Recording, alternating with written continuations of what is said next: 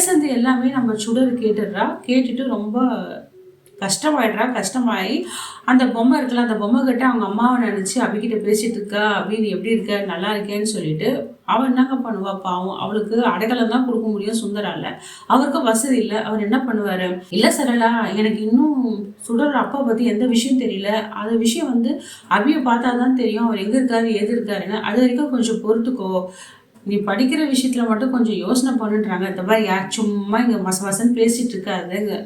இங்கே நைஸாலாம் என்கிட்ட பேசுகிற வேலை வச்சுக்காத. என்னால் முடியாது. நம்ம பசங்களை படிக்க வைக்கிறதே பெரிய விஷயம். சும்மா உன் தங்கச்சி பொண்ணுக்கெல்லாம் வக்காலத்து வாங்கின்னு வராது. அவ்வளோதான் நான் சொல்லிட்டேன்.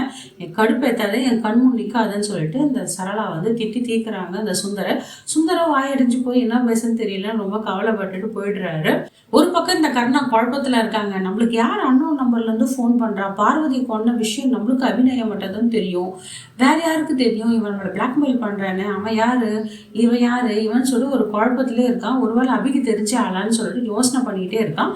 அந்த நேரத்தில் புரோக்கரும் வர்றாரு 4-5 ஃபோட்டோவோட.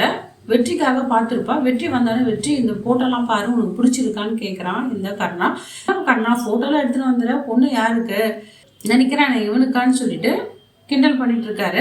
உடனே கர்ணால விளையாடாத வெற்றி உனக்காக தான் நான் பார்க்குறேன்னு வெற்றி கோவப்பட்டு அந்த ஃபோட்டோலாம் தூக்கி எரிஞ்சிடுறாரு.